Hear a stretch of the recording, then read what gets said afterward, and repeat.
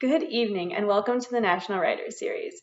I'm Jillian Manning, the Executive Director here at NWS, and I'm so pleased to introduce our guest for tonight, who is the perfect author for summer in Northern Michigan, Emily Henry. Emily is the New York Times bestselling author of Beach Read and her latest novel, People We Meet on Vacation, which we'll be hearing about tonight. We'll dive into how our travels and adventures and the people we meet along the way help us discover who we really are and who we're meant to be with. Emily has some Michigan ties, having attended Hope College to study creative writing, and she writes stories about love and family for adults and teens. And speaking of teens, we're also honored to welcome our guest host, best-selling young adult author Brittany Cavallaro. In addition to writing the popular Charlotte Holmes mystery series and the 2021 novel Muse, Brittany is a teacher here at the Interlochen Arts Academy right in our backyard. She and Emily co-wrote the Thelma and Louise-inspired dark comedy Hello Girls, and you're in for a real treat with these two hilarious and talented writers. We look forward to spending the coming hour with you and talking about summertime, vacations, and of course, all things books. Please join me in welcoming Emily Henry and Brittany Cavallaro.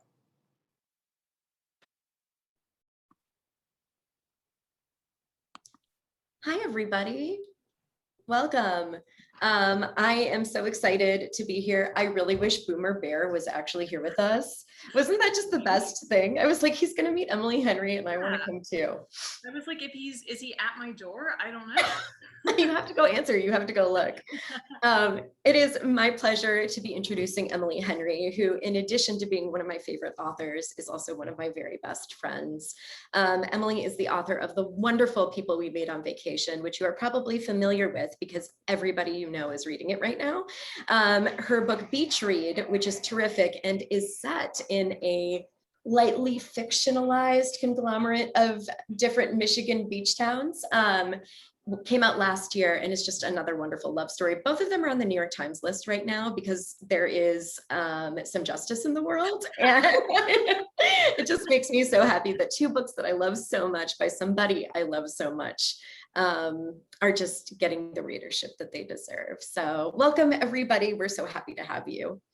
Can I just start by asking you to give us your elevator pitch for People We Meet on Vacation? Yes. I don't feel like I have necessarily gotten any better at this with the last 6 weeks, but here goes nothing. People We Meet on Vacation is the story of Alex and Poppy, who are two mismatched best friends. They meet in college and he is like an academic and a bookworm, and he's wearing khakis when they meet, which deeply offends Poppy's sensibilities.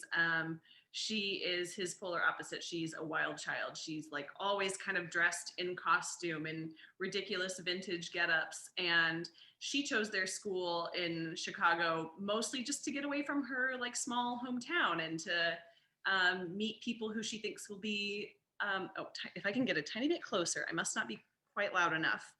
We'll try it. Let me know if you guys can hear me any better and I'll speak up too. Good. Okay, so as I was saying, Poppy and Alex totally mismatched, but they strike up this friendship against all odds. And the way that they stay close over the years is every summer they take a week-long trip together, no matter what else is going on in their lives. Sometimes they have partners with them. Sometimes they have partners who stay home. Sometimes they're both single, et cetera, et cetera. But at the start of the book, they have had this mysterious falling out and they haven't been on their trip in 2 years. And Poppy has kind of met all of her career goals and built the life that she always dreamed she would have, but she just doesn't feel fulfilled and she doesn't feel happy. And she decides that the reason that she's not happy is that she misses Alex and she needs him back in her life. So she convinces him to take one last trip to see if they can fix their friendship.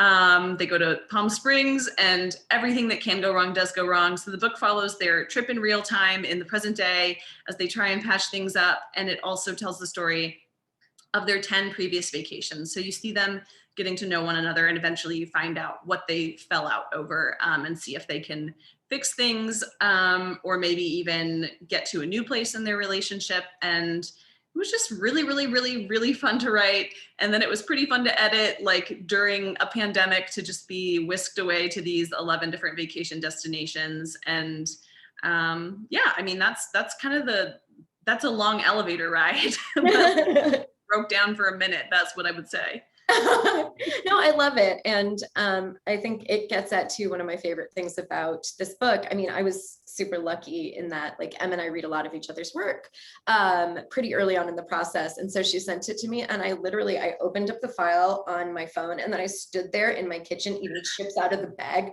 reading it as quickly as I could. It was just the best possible escape.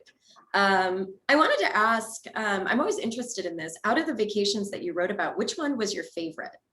Ooh, okay, let me think about this. So some funny backstory. So as Bree was saying, she and I are best friends in real life. We met through writing and had careers that were kind of developing at the same time. We were both writing YA. And so there are trips in this book that are inspired by trips that Bree and I took together. And so like, I think like kind of the more glamorous trips toward the end are basically based on when Bree and I like planned like a honeymoon for us.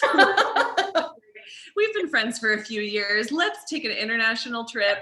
Let's take the show on the road. Let's take the show on like let's rent a boat. So, I mean, I loved writing all of them for different reasons because I really like how it brings out different parts of the characters. But obviously, I mean, we had, I think in real life, like that trip that we took, which was to Tuscany and to Croatia, that was like just the most magical trip I've ever been on. In fact, I almost feel like writing the scenes that were set there were a little bit trickier because that was a trip where like one thing basically went, or two things went wrong, but they weren't really things that like made it into the book. And most of the vacations like kind of were built around something that would go wrong because I like realized in the drafting process, that's like what you look back on the most is like the things that didn't work. They didn't lose all of their clothing the way that you and your husband did. Like these poor, like they showed up and they were like, our luggage is going to come soon. And then like we quickly realized that we were in Italy and that your luggage was going to come never. Like every hotel we would get to, because we were bopping around, they would like call the airport and be like, we're giving a new forwarding address, except for the airport was kind of rural and we didn't speak, like Bree speaks a little bit of Italian, but we don't speak enough to communicate with people who don't really speak enough English. So it was just like, we got home and we were leaving the airport like a full day late because of delays and weird overnight things that happened. And we got home and like picked up our luggage and it had all of these stickers and tags on it. Like it because you ended up getting it back in Ohio. Yeah, like, we got home and we're like, so it went to Germany for sure. It actually did come to Italy at some point, but like, I guess the good news is it came back to our home state. I mean, it's like the gnome that travels around the world normally, except it's your suitcase. All of my belongings. Exactly, everything you owned. Well, the first thing we did is we went to H&M and Em was like, listen, and you made like the most surgical strike on an H&M I've ever seen in my life. I'm not a practical shopper. And that's something that I actually do think, well, I'm just going to keep finding the loosest ways to tie it back into the book so I can talk about whatever I want. You're welcome. But no, Poppy is like an impractical dresser. And actually in real life, I am a very impractical dresser. So when I packed for Italy, it was all like, what do I want to be photographed wearing to Italy? That's how you pack for Italy. Unfortunately, when your luggage doesn't make it to Italy, you can't really shop like that because you're like, okay, I'm buying all new clothes here. I don't have the money to just buy all of the new Italian clothes I would want. So we're going to Italian H&M and I'm going to buy 6 articles of clothing that can be made into 15 outfits. And yeah, it really was like so surgical. You're so right. Super fly the whole week. It was amazing. I know, it was just so great. I mean, it wasn't great because it was terrible, but it was also amazing. I mean, you're the person to be with. And I think again, like loose connection, but like the way that Poppy and Alex travel together is like, she is so chaotic and kind of will just go wherever, like whatever strikes her fancy, but he is so organized and can kind of keep them like on track and make sure like nobody gets kidnapped. And I've told Bree this before so many times, but she is my dream travel companion because in addition to just being like the most fun person you've ever met, she also like very organized and very into research. So like she'll be like, this is the restaurant we're going to because it's like had these write-ups and like we're supposed to order this thing. To me, that is like what I want. It's like I also sound like I'm also a nightmare to a different person. So I'm just so happy we found each other because like you are certainly the jelly to my peanut butter in this situation. Well, yeah. I mean, if you had 2 peanut butters, then that sandwich would be impossible to eat. You would just choke on peanut butter. And if you had 2 jellies, you would just slide all over the place. just disassemble the sandwich. It's an open face PB&J, and it's a metaphor for our friendship. Yeah. So all that to say, to answer your question, that trip in real life, the Croatia Tuscany trip, was just like the most beautiful thing I've ever done, and it was just so fun to just like, again, like I haven't really done much international travel, as you know, and so Bree was like, okay, I'll just kind of handle everything. I'll tell you what train tickets you need to buy. Like I just, the moment of my life was booking us tickets on a Croatian ferry in Croatian. I was like standing there as the ferry was pulling up, and I was just like, okay, all right, it could be taking us to where we need to go, or it could be taking us to New Zealand. I don't know. Because I remember, I'm thinking back to that, and I remember being in this situation where we had to get there, like, I think fairly early, and we got there and we were like, there are like 6 different lines, it seems like, but like none of them are marked, and you're just sort of like, are all these people? It turned out that everyone there was actually going to the same place and just like refused to form one line. We like, we just like opened a very wide gate, and like everybody was just sort of, it was a free for all and the lines were meaningless. And that's kind of like you could tell who was American there, because we are just like, we're really used to rigid structure. Like this is, you can't just you can't just start a new line. Like I know, and it's almost like we're British, right? It's like, excuse me, you have to respect the queue. No, it was just super funny. And like, had anybody talked to anybody, we would have known, but it was also like 5 a.m. Yeah, it's not going to happen. There's definitely a scene from our Croatia trip, which made it into your book though. Yeah, I think that apartment. Oh, yes. I'm so glad. Okay. So I don't know how many I'm sorry if that was really loud when I clapped in front of my microphone. I don't know how many of y'all have already read the book, so we will do spoiler light, but I feel like this is not like a significant detail. But so you can get the backstory, because if you plan to read it and haven't yet, it will be interesting to know that some of the like kookier things I feel like that happen, I feel like every time you read something in a book and you think like that wouldn't like quite happen, it's almost always something that the author pulled from real life, because they were just like, this is too weird. This has to go into this book or into a book. And without a doubt, it's like every time, I'm sure you've seen this too in just like reviews, which we're not supposed to read and definitely don't read.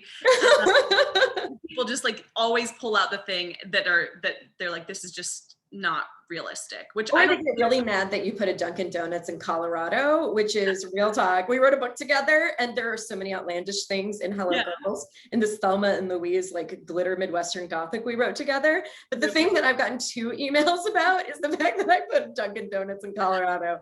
Mea culpa, folks. Yeah, I know. You're like, did you read this book? It's so outlandish. Actually, I did want to hold this up because this is like Bree's and my like unsung heroine and our secret like opus, I think. And you know, it is us at our very best. Yeah, we both are so proud of it, and I think that we're both able to be proud of it in a way that's harder with your work that's just your own, because I don't know if it's like an aversion to like pride or if it's just insecurity or what, but because it's the 2 of us, it's like I would read Bree's chapters and be like, this is a knife through water. Like, this is amazing. This is so crisp and clear, and I love it. And then she would give me that affirmation for my chapters. And so by the end of the book, we were like, this book is perfect. But it is so weird and so out there. And of course, like the Dunkin' Donuts thing is the call out. And I think, yeah, of everything that happens, you're just like, I mean, you were like, let's all close our eyes and pretend. Yeah, pretend that Dunkin' Donuts someday made it to Colorado. I know. Let's just hope it's just a better world. It's a better. And tell them about the Croatia thing in your book. So Bree did all of the research, which this is not a slam against Bree because you can't smell in pictures. So she did all of the research and she planned a couple of days on this small Croatian island called Korčula. We got there and we're like, this is the most beautiful place on the planet. So gorgeous. And we were really excited because we'd kind of been staying in hotels, but we basically had this like Airbnb situation where we were going to have this big apartment. And we're just like so excited. And we got there and we checked in. We're like, this is really pretty. And then gradually, I think throughout the very first day, we were just like, does it smell weird in here? Smell something? And it was like, no, it's a phantom smell. Yeah. But do you smell something? Yeah. Like somebody get murdered in here. Right. And as the heat of the day kind of coaxed more scent out of like the hardwood and the drywall, it just got worse and worse. And I've lived in a lot of really old buildings. I know you have too. So I'm sure there might've been like universal agreement upon this, but I used to have an apartment in Kentucky that was very, very old. And the landlord was just one of those guys who like bought a building and didn't know how to do anything. So if you wanted him to fix it, it was like, he's going to come over with YouTube and just like, make it work. Some duct tape. Yeah. And he at some point was like, basically what happened was there was a horrible smell and it turned out that a mouse had died in the wall and he didn't know how to deal with that. So we just had to wait. It was like a Shining or like Stephen King short story where it was like, we just had to wait for the life to leach from this mouse and the scent to go away. And so when we're in this beautiful Croatian apartment that we also, as we got into, we were like, kind of seems like they built this, like finished building it the second that we got here. Like it feels like it's beautiful, but it's like a set. And if you it was like built out of like Hallmark cards and like wooden pencils. It was like sneeze, like puff and puff and it's over. Yes, exactly. So yeah, just throughout the day we were like, something is dead in here. And it did really feel like the growing dread of like a Stephen King novel where like something is not right. You also know too that like you are in a situation with two writers where like you and I looked at each other across the breakfast table and I was like, this one's yours. And you're like, I know. Remember that? It's always like, who's going to get the detail? Who's going to like, I mean, our answer is just to write a book together. So we both get to keep the detail. And we'll, I'm sure do it again.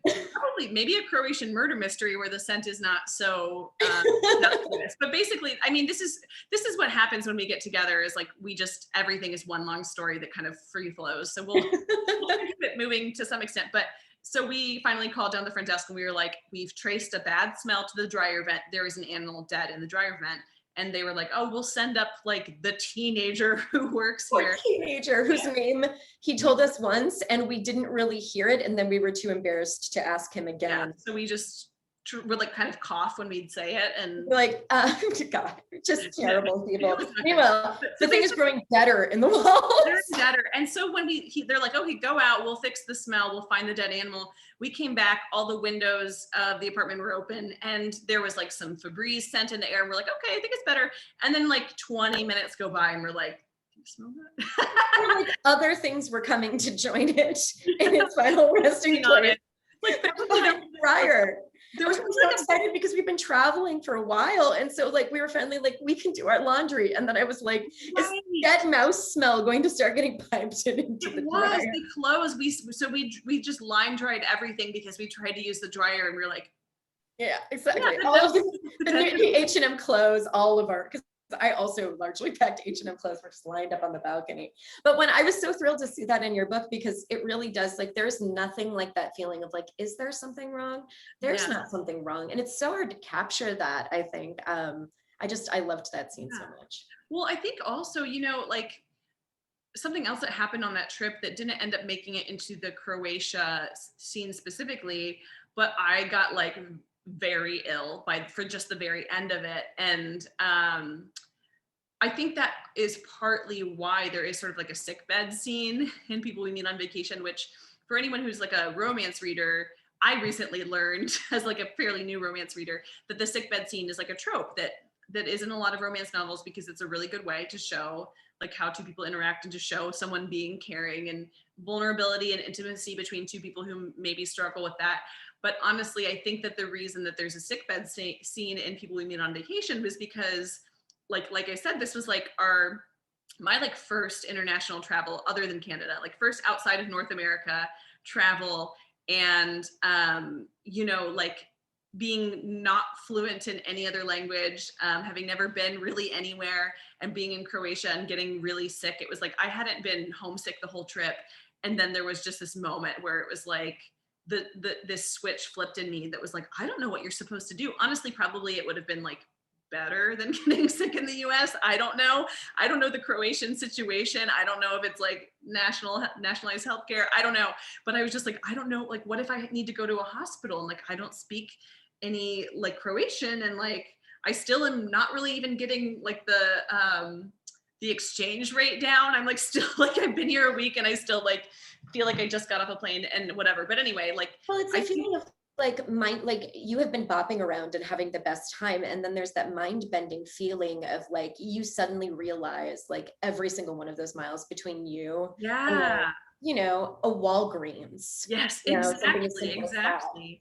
And so even though, so the sick bed scene, like I won't say, again, won't go into too much detail for anyone who would like to read, but has not, but it doesn't play out the same way that it did in real life. But just that, I think that homesickness is really common. I don't know if you feel that way. I know like you've got like a really sweet bond with your parents who I've been lucky enough to meet.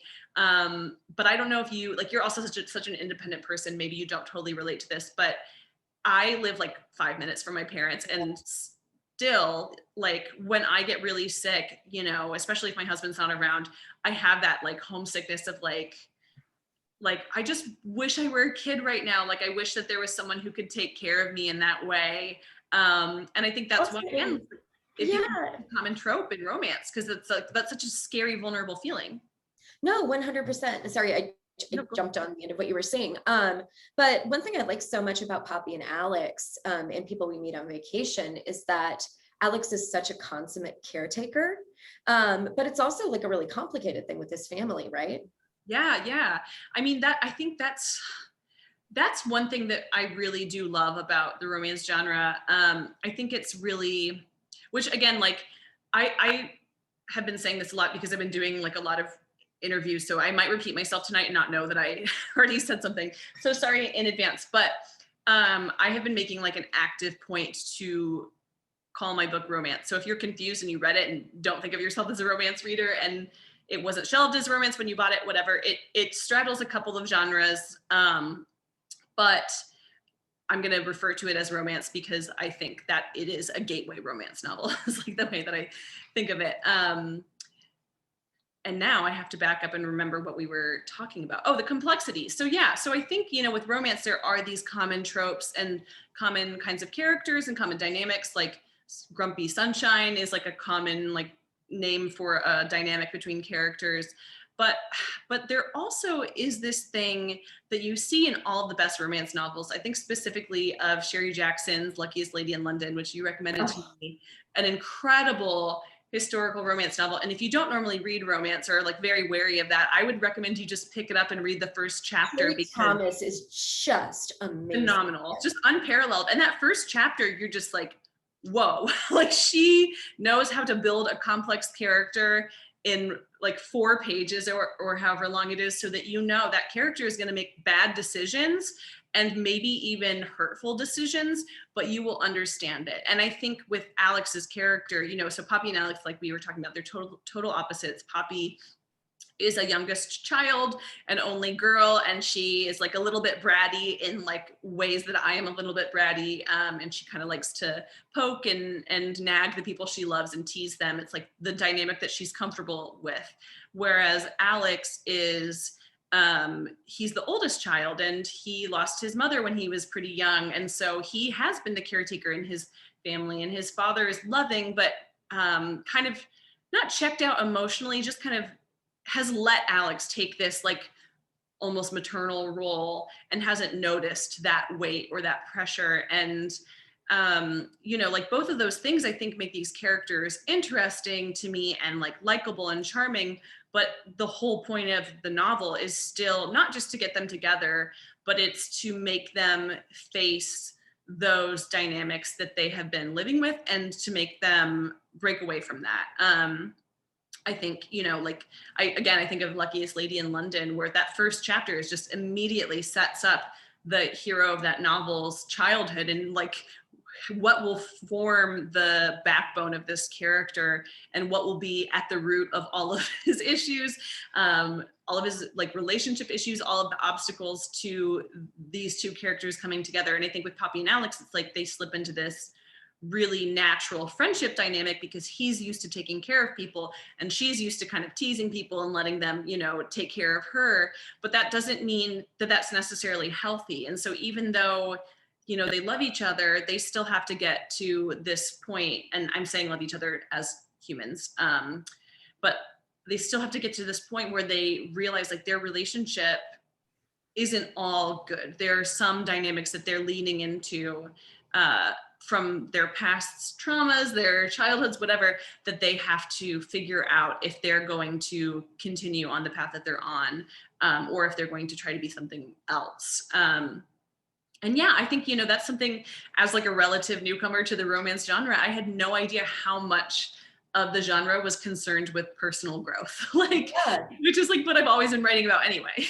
No, 100%. And I mean, I love Poppy and Alex so much too, because at the end, like the changes they have made as people are believable. They're not huge changes, but they're right. more sort of perspective alignments and like making the argument for occasionally doing something out of your comfort zone.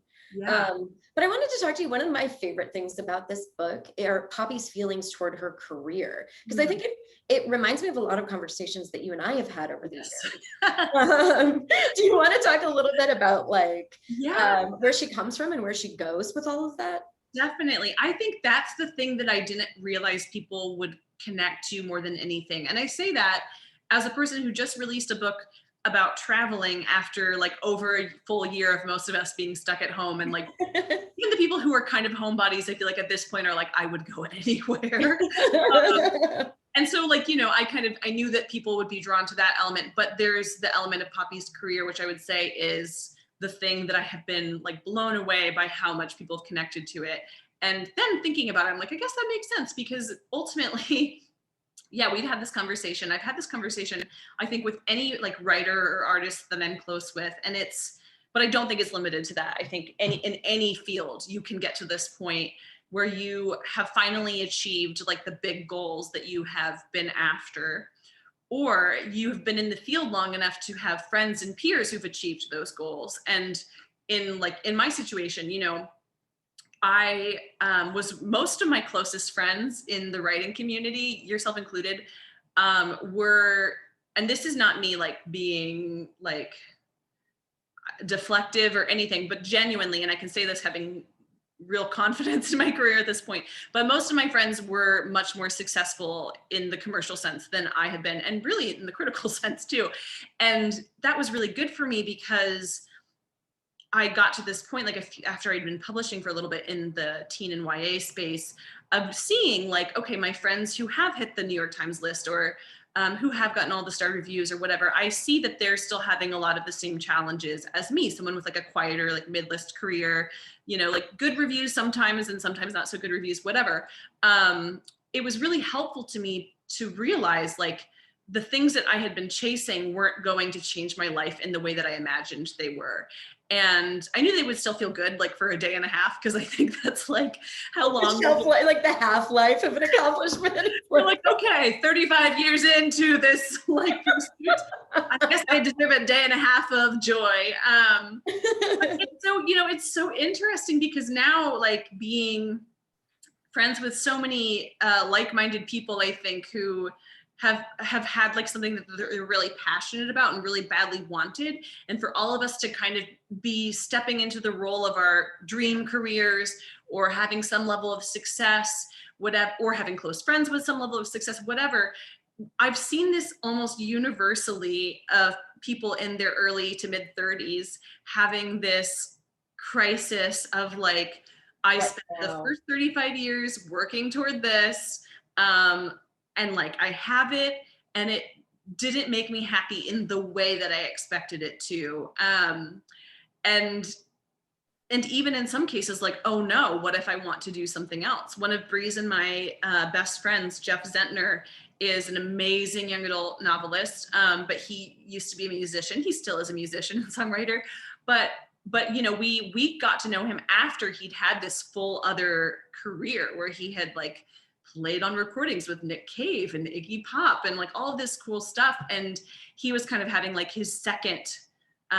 creative like wave. And I think that was really helpful to us, I think, like being a little bit behind him in that, seeing like there is life after, you know, a big transformation. Publishing. Yeah, it's interesting. I'm teaching at Interlochen, and I'm teaching in their novel intensive. And this morning I was talking to like a room full of like, you know, 30 teenage novelists. And I was like, the hardest thing I feel like in this career is to know that you will hit the New York Times bestseller list, and then the next day you are still you and you still have to do the dishes. Do you know what I mean? Yeah. It's sort of like, I sort of felt like at certain points in my career, I had been so focused on achieving certain things. And then I was like, so when do I start levitating? Like, when do I just like emerge all gold all over like a Tony or a Grammy Award? Like what does this actually look like? And it's funny because I never really understood, I think, when people would talk about like the sustainability of an artistic career coming in, like the joy and pleasure of making something. Because it also gets so bound up in everything, like deadlines, which you and I know intimately, especially you. I feel like this past month has been like deadline city for you. But yeah, I just loved seeing Poppy grapple with that, where it's like, well, you got what you wanted. Yeah. Now what? The big question of now what? Because yeah, it's like those things are great, but like you were saying, I have watched this realization play out for so many people in my life, and even like in other movies and books. And actually, like, I don't know who all has seen that Pixar movie Soul, but watching that movie, like it, you know, that was sort of like the whole message of it was just like, you've actually had the thing that you thought you wanted all along, because the thing that really brings you joy is making the thing. Right. And everything else you get to feel good for a day. Like you said, you wake up dishes and you're like, okay. But that's a really weird thing, because you've spent your whole life dreaming of this. And so for Poppy's situation, all she really wanted to do was see the world. She wanted to go everywhere and meet everyone. And so she has found at the beginning of the book a way to do that. She leveraged this like social media blog presence. I honestly don't remember which one. To becoming a travel writer for an established travel and lifestyle magazine. And so she's now able to travel professionally and take these trips that are fully funded, and they're glamorous and they're wonderful. And it's actually kind of taken a little bit of the joy out of it for her. And she's just in a huge rut with like burnout and just, yeah, millennial ennui, questioning, what do I want? Like, what makes me happy? And again, like, I think at the time, I really thought people are going to think Poppy is so spoiled. They're going to hate her, because I mean, I wrote this book before Beach Read came out, but I knew that it would be coming out a full year later. And I suspected Beach Read was going to do well. So I had this feeling this is going to look like I had this huge debut adult, like general fiction novel. And now I wrote a whole book about how I'm not grateful for it. When actually every conversation I have with my friends, yeah, I really it's so normal. You know, where you have been putting in the work and you've been putting in the time, and you know, I mean, I'm gonna end up sounding like an episode of the Magic School Bus or something, where I'm like, actually, it's the friends you make along the way.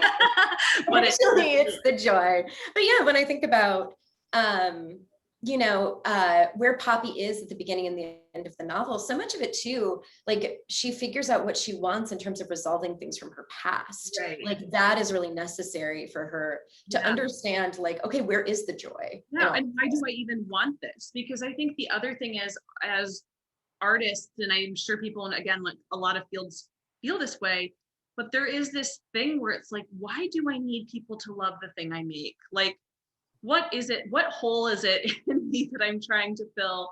And that's just maybe like the most cynical view of it, because I don't think that's the only thing that art is good for. But I do think I've been having so many thoughts lately in conversations, again, with people kind of going through the same like fluctuation of realizing like, oh, I spent this long of my life kind of trying to become comfortable claiming this title of writer or artist, whatever, so that I could take myself seriously. And now very many of those same people are at the point of having to untangle their identities from what they do, because what you do changes throughout life, and how people respond. Oh my gosh. Did you watch that just hit me? Did you watch this? Just like a pie in the face where it's like, oh my gosh. Because I think we're both really goal driven people, and even though I'm not that way with travel, I'm very like motivated in my own life and in my career. And that's something we bonded over very early, that we were both like, really just self-starters, etc. And I think with that comes like, you're like, I'm a writer. And then you just hit a wall and you're like, what am I if I don't write for 2 years? And I think, there's this fear like, oh, am I not a writer anymore? And it's like, no, you can still be a writer. But I'm now getting to the point of, I need to stop thinking of myself as a writer and be a human being. And I know. It's so funny. It's like, can I backwards actualize? Can I put myself in like an opposite incubator and just go back to the part where I was like 25 and I was like, I don't know. Here are some words. Yeah. I should say, I've been meaning to say this for like 10 minutes, but if you do have a question for us, you can pop it in the Q&A, and we will start picking those up and talking about them. I'm just popping it up right now. Yeah, I love this question a lot, which is there anything in your real life that led you to create or to think of the dynamic between Poppy and Alex? Yeah, there's so much. You are the world's professional little sister. I've heard you describe yourself as. And that's, I was again, like doing like an interview earlier today and was just like, realizing, oh, my best friends know I say this about myself all the time, but people like the rest of the world doesn't know that that's how I think of myself. Like so often if I do something kind of annoying or kind of weirdly specific, if I make a decision in a certain way, I will then be like, oh, I just did that because of my little sister complex. Like I like really hate being told I can't do something. I only had older brothers, so I especially like grate against things that I feel like I'm just not being taken seriously, and it's funny because like I tried to combat that by pretending when I was a kid that I was like super sporty. I was not. I am. Oh my gosh, I love this for you. I love this so much. Is that how you got into like competitive dance? Was it like through that? Yeah, got into competitive dance like in middle school. Like I started dancing, but before that, I was like, I love soccer. Have never played soccer. Plus, amazing. Yeah, I've never played basketball. You are very tall. I can understand why like you would get hooked in the hallway by like the coach being like, hey, tall girl. Yeah, I have a question for you. Like the movie, like the Netflix film. Yeah, the little sister thing, like, and actually even, when we've talked up to, like when we've done events with our friend Jeff, who I was mentioning earlier, like my favorite thing is to kind of like pick at Jeff. And I don't know. We're really good at doing it in concert. Yes, where you sort of sitting physically on either side of him in person, just being like, hey, Jeff. It's just terrible. I think we are grown women. Yeah. And I think like you never were the little sister, and now you're just like, oh, I am your little sister. But no, that's such a common dynamic. I've had that kind of friendship with so many people throughout the years. I did not have like a long unrequited like love story with a close friend, but actually that's one reason I wanted to write the book. I think when people have been kind of asking a similar-ish question over the last few weeks while I've been talking about this book, the thought has been like, oh, did you like have a friend that you now are like married to? No, I loved my husband immediately in a romantic way. Like that sounds like 2 or 3 of our Q&A answers that we're hoping Alex was based on a real life person. Well, okay, so I will say this. So dynamic wise, no, but I wanted to write this because I'm a person who always valued my friendships so much. And again, because I was a little sister, that meant that a lot of my close friends growing up were boys, not because I was sporty or into boy things, because I wasn't, but just because they would be over like at my house. And so then I would kind of like steal my brother's friends and they would get mad at me and that whole thing. And like now we're all like, we hang out with the same people now that we're all adults. But as I was writing this book, it was really fun to me to think about a relationship like this, because I never made that choice. Like my husband and I are both like really romantics, as Bree knows. And so when we've been talking lately about how when we were younger, before we met each other, almost every single person that either of us would meet, we'd be like, could you be?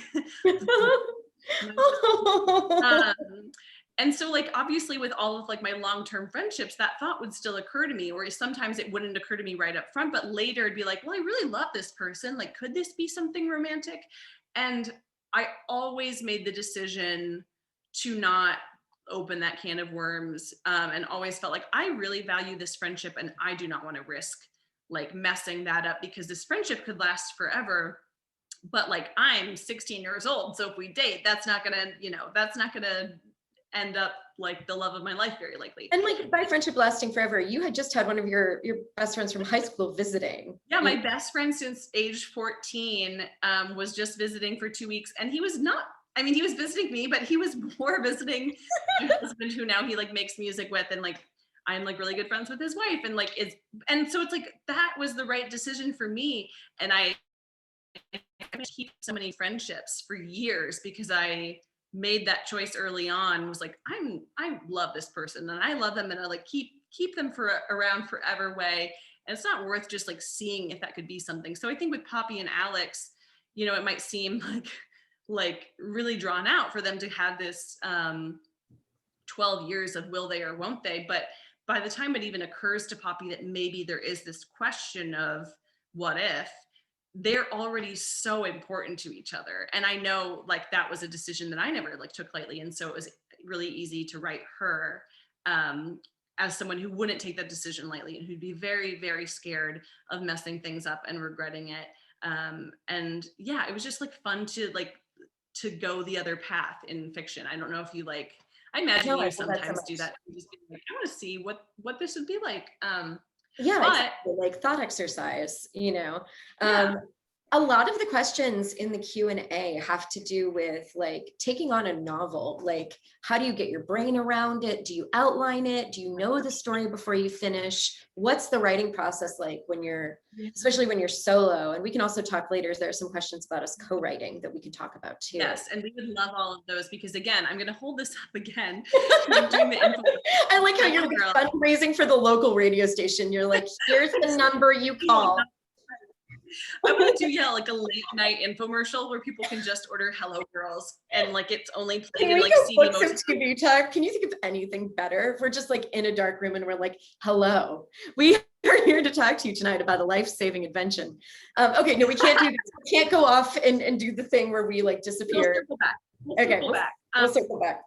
I really love that idea. I do think we should make a commercial I think we should do that next time we're together. Okay. Yes. Question about how do I get my head around a novel? So like, especially if you're writing one for the first time, that seems like, yeah. Oh my gosh. Oh, okay. So when I wrote my first novel, it was actually in a novel writing class, which was really amazing. Was that at Hope College? Yeah, it was at Hope College. Oh, I think we might have lost M there. 1 second. We are going to very quickly get her back. In the meantime, I just want to talk here for a minute about, actually, this is funny because I have been teaching a novel writing intensive for the last week. We're getting M back. But one of the things to think about when you like sit down to write a novel for the first time, I think really has to do with like finding the pleasure in it. It can be such a big project and it can be so overwhelming that when you sit down to write it, you can, oh, there you are, you're back. They were having to listen to me talk about writing a novel. I mean, why would that be? That would be very helpful. You're the creative writing teacher here. I was just talking about pleasure and like, one thing I feel like it can be so workman-like feeling working on a novel. It's not like a short story where, maybe we're looking at a few weeks, a few months of working on it, or a shorter project where instead you're like, I'm going to be living with this thing for a long time. And then in order to like oil its machinery and make it work, for me, one of the most important things I've had to come back to is like, what is pleasurable about this? Like, what makes it fun? And it's like stuff I'm an expert in and stuff I just love. And I was talking to my students this morning about how like, if my two characters absolutely need to have a conversation about something, and I'm not super excited to write that conversation, but I need it to make the plot skip merrily forward. It's like, okay, I need to set it someplace that I love. And that's like why like those scenes take place on like roofs or at Christmas markets in Germany, or, where have you, where it's like, where is there a place where like I can tap into some kind of delight? Yeah. Yeah, that's really smart. I know that, I can't remember her name, Susan Denard talks about plot cookies. Yes, it's 100, it's that idea 100%.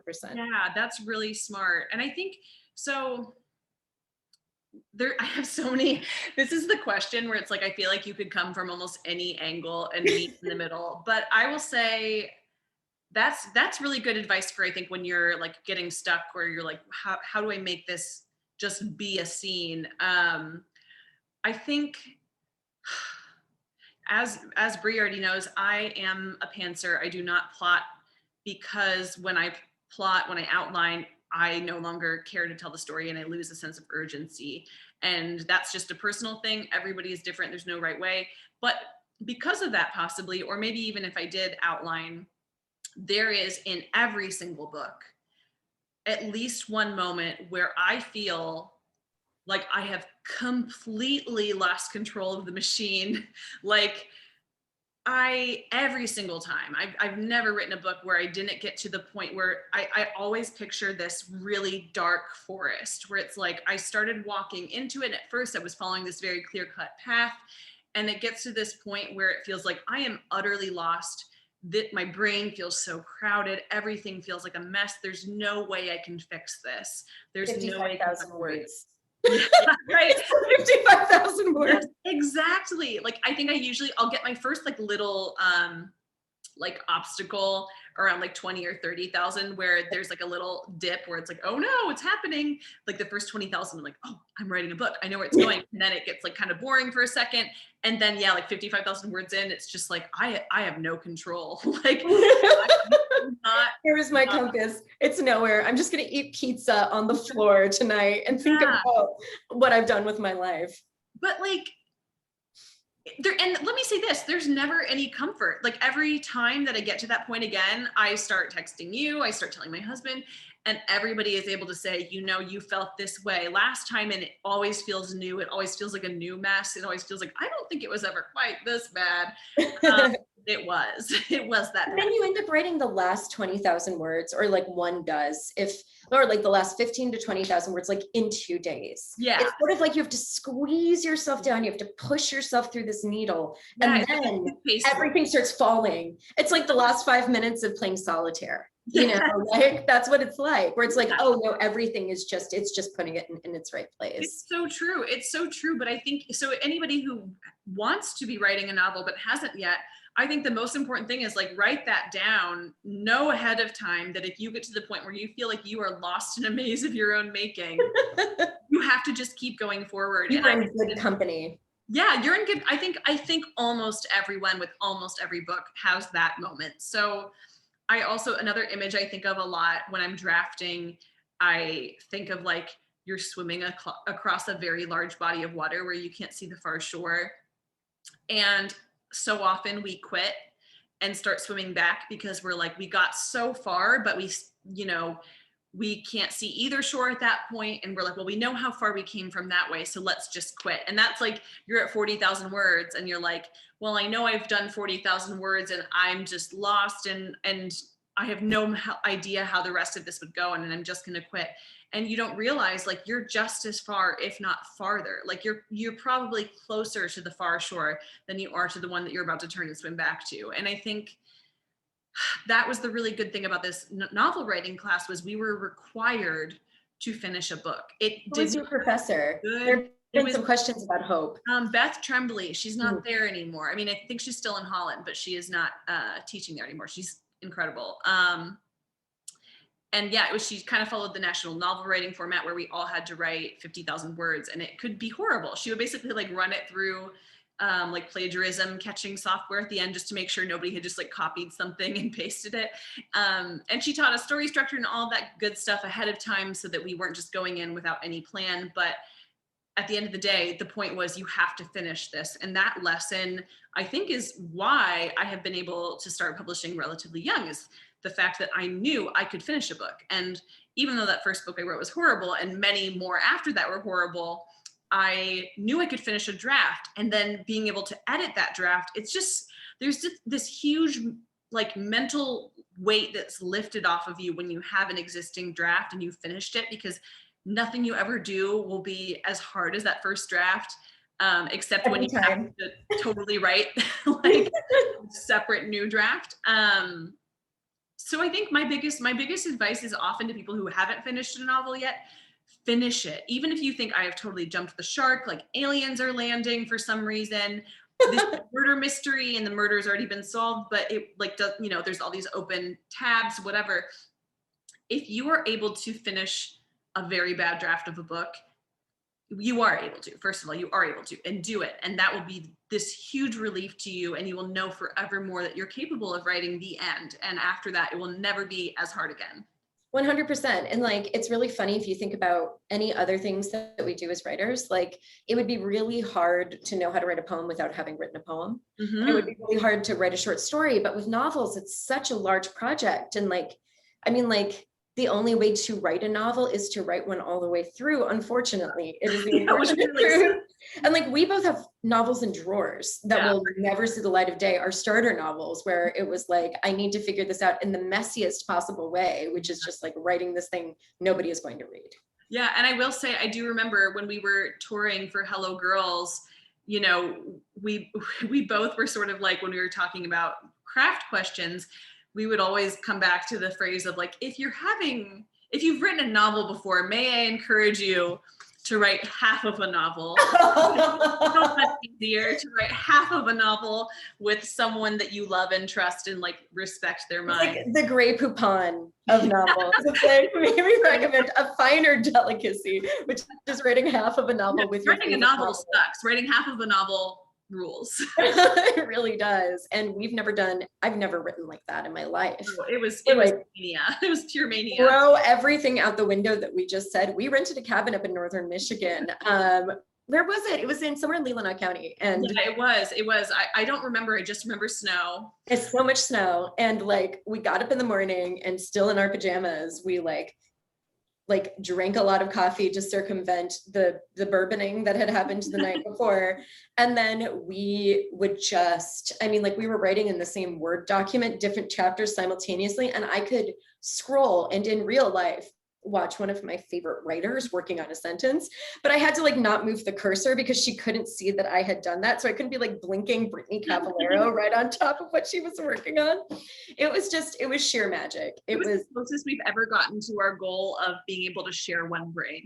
One person. I know. That goal. We're gonna get there soon. The pandemic put a wrench in our plans, but I have hopes for when I see you next month. I know, same.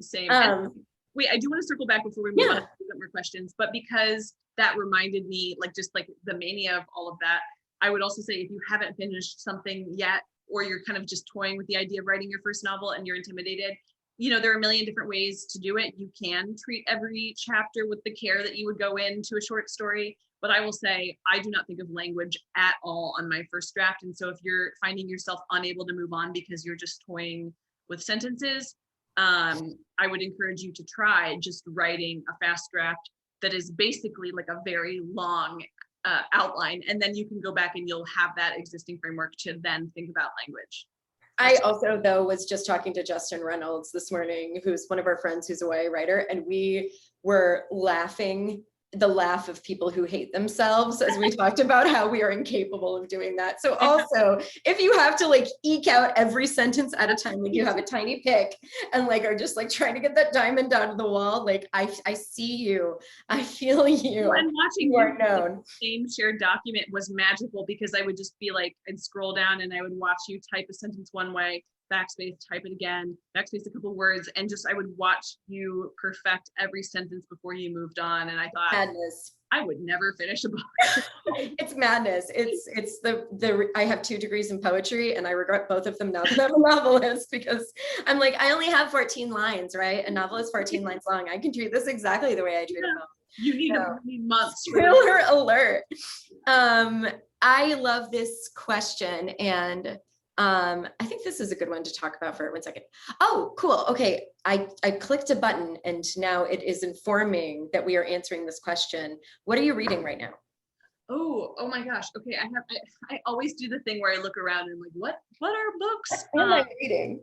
Yeah, so I am reading a few different things. I'm reading Alyssa Cole's An Extraordinary Union, which is a historical romance set during the Civil War, but it is also like a literal spy novel. And I don't understand how she's able to do both of these things like simultaneously in a very small book.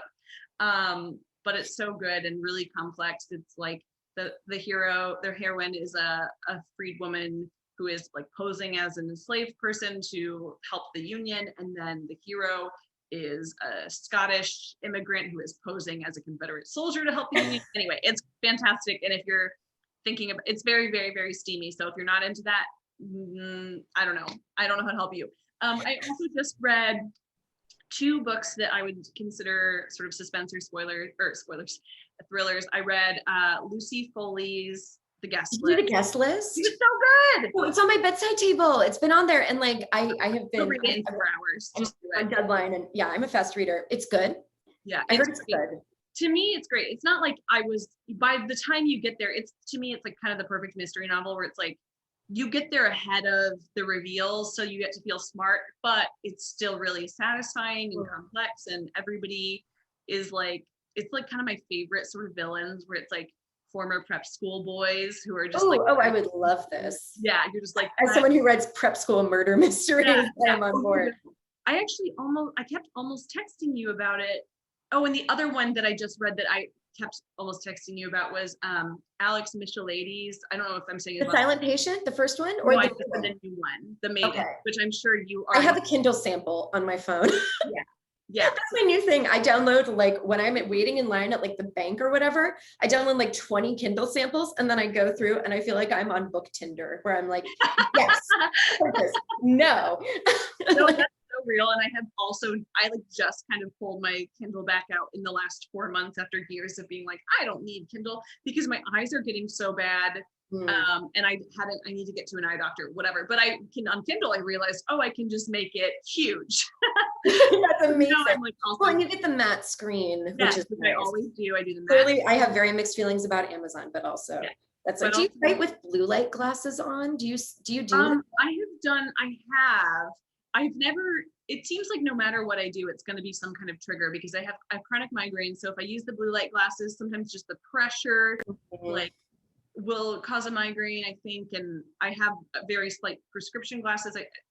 It's kind of just like, what's the weather doing today? Like, where's the wind coming from? Did I eat macaroni 2 days ago? Like, we'll see. Whenever I feel like I'm having a hard writing day, I always think about the pictures that you send me of your ice pack hat that she has made out of taping ice packs together around her head to keep it cool so that she doesn't get a migraine, so that she can keep writing, which is just like, you can now order ice pack hats from Amazon. Oh, wait. Again, speaking of incepting ideas, where you just like, yes. Oh, it's genius. I have multiple now because I can just like put them back in the freezer because they heat up pretty quick. So that's a helpful piece of information for all of you out there. Oh, so what I was reading, so The Maidens, and then I also just read, I cannot remember, I think her last name is Harris. I think it's Zakiya Harris, the other Black girl. I don't have it right here because I've already lent it out, but it's so good. It was pitched as sort of like Get Out, but set in publishing. The only other Black girl in the room? It's just called Other Black Girl. The British title might be The Only Other Black Girl in the Room. Okay. Yeah, no, I apologize if I got that wrong, but I definitely read a review of that and it sounded amazing. Yeah, it's really interesting. It's like, I think because of the Get Out comparisons, I was expecting it to get much like wilder and kookier than it did.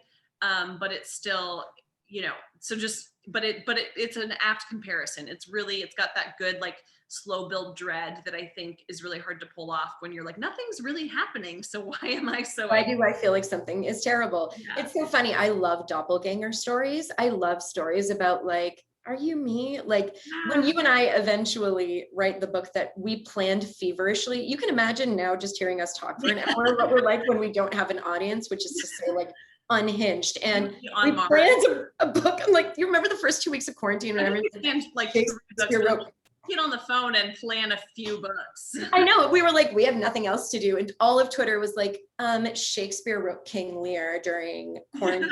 And we were like, well, I mean, like we wrote a book a couple of years ago.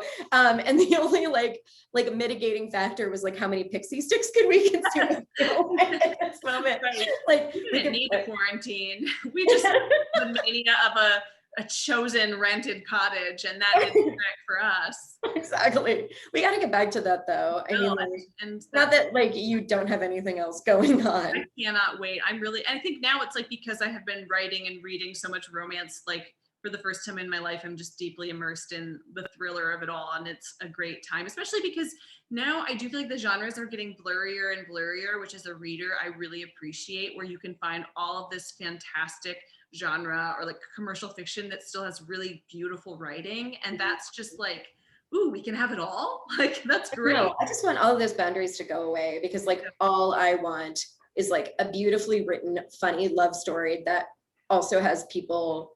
Can I interest you in? I don't know if you've heard of this book, but I have this book. We have a beach read too, just for the people who might just have read the new one. And this one is set on the shores of Lake Michigan. And my favorite thing, and I think Emily's favorite thing, is when people on Instagram are like, you talk about Lake Michigan like it's an ocean. And Emily will sometimes just put up like 5 pictures of how big and amazing Lake Michigan is up on her Instagram stories. And it's like, look, it's big. People do not understand, and they then don't Google it either. They hear lake and they think pond, or they think of some lake that is not a Great Lake.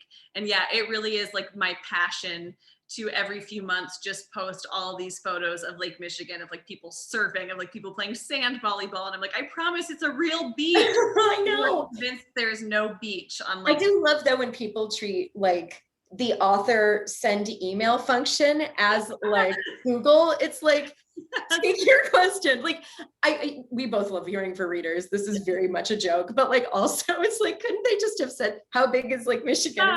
Yeah, it to you? You know, it's the same. It is, again, it's like, I guess it's nice that that person reached out to tell us that Dunkin' Donuts couldn't be in Colorado, and hello, two different people. Yeah, like, but at the same time, I don't know. I just feel like that makes me feel like I'm very busy. Busier than I realized. I think maybe that's a really good place for us to stop. This has just been, can you believe it's been more than an hour? I feel like we just sat down and we're like, if we were in a real store right now, I think we accidentally would go another hour, but we probably should sleep at some point. I know. I just really wish we were both on the stage in the City Opera House, but at some point, you know, everything will fully finish opening up and people will get to see you in person, which I hope they know is like the biggest treat. And reading your novels is the biggest treat, and one that everybody should give themselves this summer and go on vacation with Emily Henry. And I know that this is like, you were trying to do the wrap up, but I will say, if you haven't read Muse yet, pick it up. It is an amazing, like, alternate history that's got these, like, I don't even know, I could pitch it, but it's not going to be good. If you like World's Fair fantasy, if you like weird Americas that have kings, if you like lots of Victoriana, I have a new book out called Muse, but also we could just pitch Hello Girls, because we both wrote it and we can just end there. Well, and that's kind of real quick. So I would say for both of those books, they're both published as YA, but if you don't read YA, just disregard that, because basically we just had a really nice editor who was like, yeah, sure, we can publish this as YA, even though it is. It can be 17. Yeah. So anyway, now you can do the pitch for Hello Girls. And then Hello Girls, which is if you want a road trip across the country with 2 girls who are just as likely to go rob a Forever 21 as they are to, like, you know, make any better decision. I don't make friendship bracelets. I don't know. Exactly. Like, listen to Taylor Swift in the car. We love Taylor Swift. Yes, this is the book for you 100%. On that note, I guess that's it. I just wanted to thank everybody so much for coming. Thank you for spending this time with us. And yeah, thank you so much. Thanks, everyone. Bye. Bye.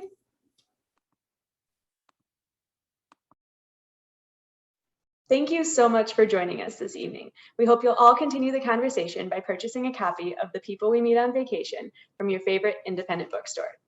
And thank you again to our donors and major sponsors: Cordia, Forefront Credit Union, the Northwest Michigan Arts and Culture Network, event sponsor Cherry Republic, and literary sponsor Sean Schmidt-Smith of Coldwell Banker Schmidt Realtors, our community partner Creative Coast, part of Traverse Connect, and the Traverse City Record Eagle.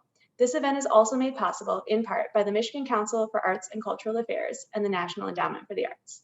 And thank you to you, our viewers. Your support makes all the difference, and the proceeds from our events go to our Raising Writers programs to help share the love of reading and writing. Thank you, and good night.